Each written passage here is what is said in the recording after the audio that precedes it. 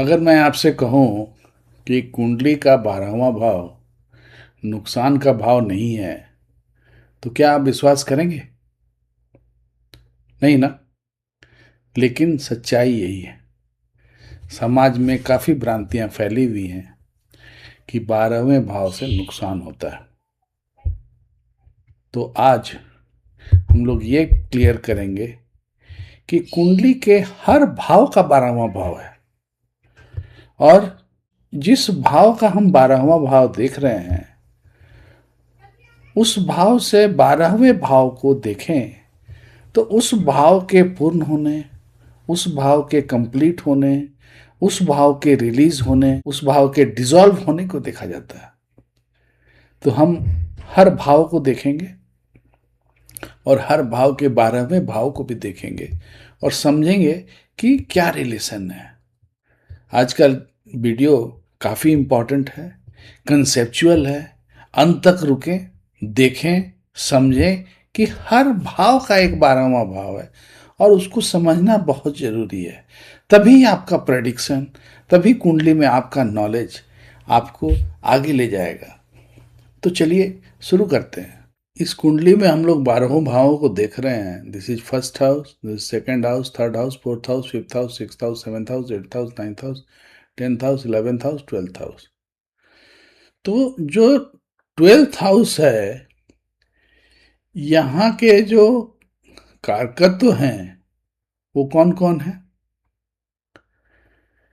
12th house के जो कारकत्व हैं वो है आपका त्याग, सरेंडर, देन मोक्ष, फॉरेन सेटलमेंट, आइसोलेशन, एनलाइटमेंट,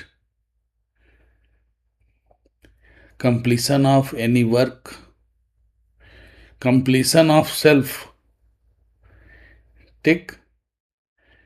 फिर किसी काम का डिसॉल्व होना। 12th हाउस से क्या पता चलता है कि काम का डिसॉल्व होना, कंप्लीट होना, है ना, रिलीज होना। ठीक। तो 12th हाउस जो है वो बहुत सा चीज बताता है। अब जैसे मान लीजिए कि मृत्यु जो है वो किस हाउस से देखते हैं, तो मृत्यु हम लोग देखते हैं 8th हाउस से। लेकिन जो एग्जिट है वो यहां से देखा जाता है। एग्जिट का मतलब क्या हुआ? यहां से आत्मा निकल गया बाहर। तो एग्जिट अगर यहां ये जो हाउस है ये एक्टिव नहीं है, तो 8th हाउस के एक्टिव होने से भी आपका डेथ नहीं होगा। और अगर 8th एक्टिव है और ये सुपाइन कंडीशन में है, सोया हुआ है, तो हो सकता है कि आपका मेजर एक्सीडेंट हो जाए लेकिन डेथ नहीं हो। सो मतलब अगर मौत देखना है तो क्या है? मतलब मौत, मृत्यु देखने के लिए क्या है? मारक को देखना है, मारक एक्टिव है कि नहीं, और 8th को देखना है और ये 12th को देखना है। तो मृत्यु को हम लोग किसी और क्लास में बताएंगे, अभी हम लोग भटकना नहीं चाहते हैं। सो फर्स्ट हाउस का ये 12th हाउस है, और हर हाउस का एक 12th हाउस होगा। अब जैसे मान लीजिए ये सेकेंड हाउस है, तो सेकेंड हाउस का 12th हाउस कौन है? ये फर्स्ट हाउस। 1 2 3 4 5 6 7 8 9 10 11 12। तो सेकेंड हाउस का 12th हाउस ये हो गया। थर्ड हाउस का 12th हाउस, तो 1 2 3 4 5 6 7 8 9 10 11 12। मतलब हर हाउस के पहले वाला हाउस उसका 12th हाउस है। फोर्थ हाउस का 12th हाउस थर्ड हाउस है। फिफ्थ हाउस का 12th हाउस फोर्थ हाउस है। सिक्स्थ हाउस का 12th हाउस फिफ्थ हाउस है। अभी हम लोग चलते हैं कि फर्स्ट हाउस का, तो हम समझ लिए कि फर्स्ट हाउस जो है वो क्या हो गया, मतलब सेल्फ। सेल्फ का सेल्फ का डिसॉल्व करना, खत्म होना, मुक्त होना, सरेंडर होना। This is seen from the 12th house. अब अगर मान लीजिए कि फर्स्ट जो है वो त्याग करता है। त्याग करता है मतलब कंफर्ट जोन से बाहर निकलता है। कंफर्ट जोन से बाहर निकलता है मतलब क्या हुआ कि फॉरेन चला जाता है। तो फॉरेन चला गया इसका मतलब क्या है, वो त्याग कर रहा है। त्याग कर रहा है का मतलब वो उसका जो कंफर्ट जोन है उससे वो बाहर निकला। इसीलिए बोला जाता है 12th हाउस से हम लोग फॉरेन सेटलमेंट भी देखते हैं। तो बेसिकली क्या है, वो 12th हाउस में अगर मान लीजिए कि योग बन रहा है, इसका मतलब है कि वो अपने कंफर्ट जोन से बाहर निकल के वो फॉरेन सेटल करेगा। और 12th हाउस का फिर जो 12th हाउस है वो कौन है, 11th हाउस है। तो ये कौन सा स्थान है, आय स्थान। और इस 12th हाउस का 12th हाउस कौन है, 11th हाउस है। तो यहाँ फॉरेन सेटलमेंट होगा तो क्या होगा, पैसा आएगा। तो यहाँ फॉरेन सेटल किया तो उसको कंप्लीट कैसे हुआ, वो पैसा लाया। सो ये 12th हाउस इसको कंप्लीट कर रहा है। ठीक। अब मान लीजिए यहाँ पैसा आ रहा है, तो ये पैसा क्यों आ रहा है, क्योंकि यहाँ वो जॉब कर रहा है। ये नौकरी देखा जाता है, कर्म स्थान ये है। तो कर्म स्थान कर्म कर रहा है, पैसा आ रहा है, क्यों, क्योंकि कर्म जो है वो हो रहा है, इसको ये कंप्लीट कर रहा है। तो 11th हाउस का 12th हाउस ये है। अब ये जो 12th हाउस है, ये नौकरी जो है, ये इसका 12th हाउस ये है। तो नौकरी मिला है, सामाजिक प्रतिष्ठा है, काम कर रहा है, रिस्पॉन्सिबिलिटी ले रहा है। तो ये कब पॉसिबल है, जब उसका भाग्य साथ दे। तो इसका 12th हाउस ये हो गया।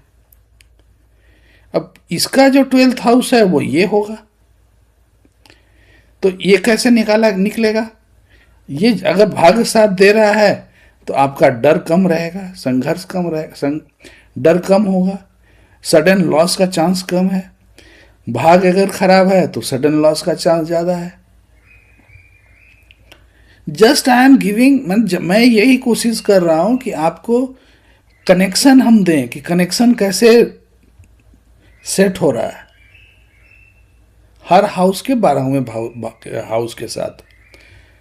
तो अगर ये मान लीजिए कि 8th हाउस का इसका जो 12th हाउस है वो कौन होगा, उसका 8th हाउस का 12th हाउस 7th हाउस होगा। तो अगर मान लो कि आपका सडन लॉस कम है, आपका डर कम है, आपके पास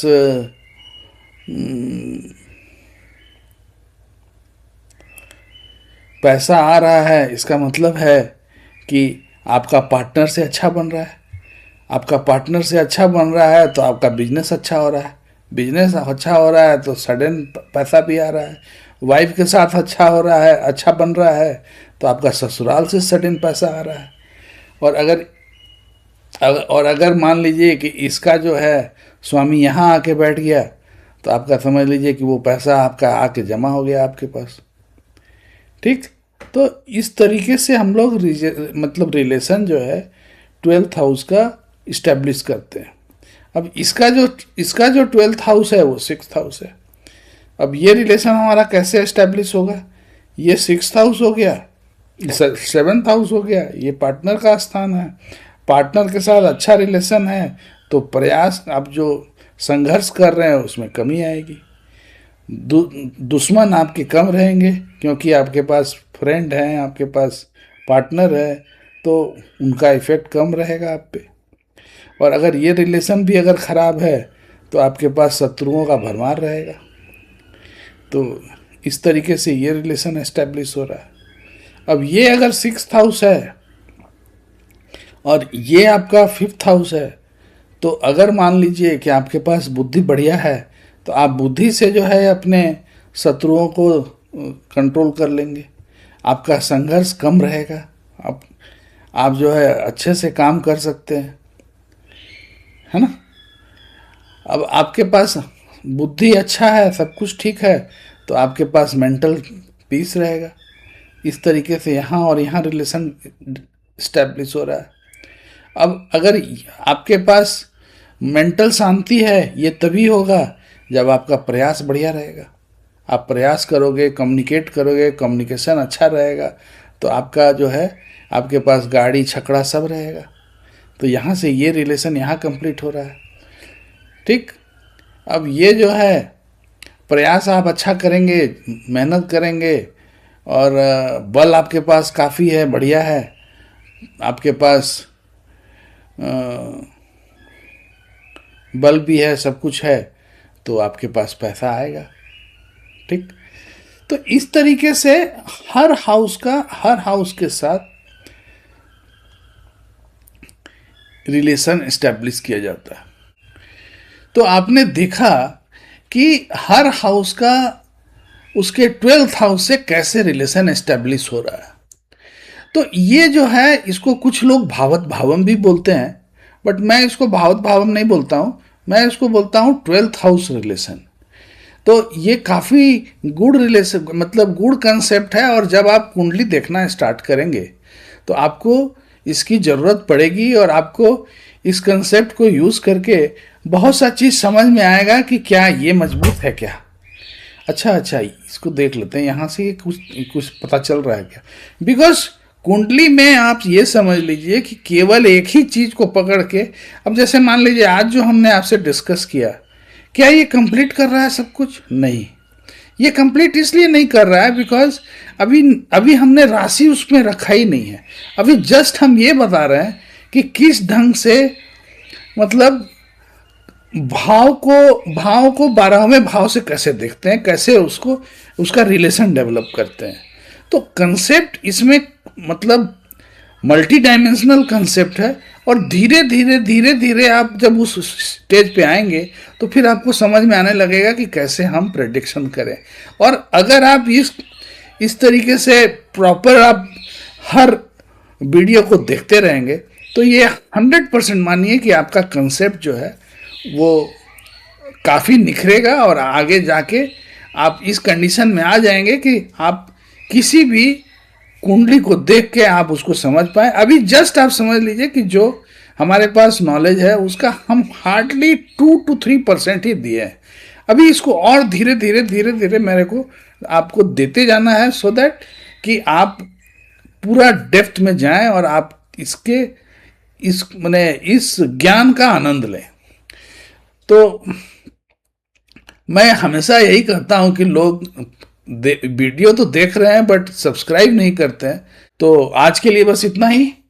धन्यवाद, सब्बा खैर, जय भारत, जय हिंद।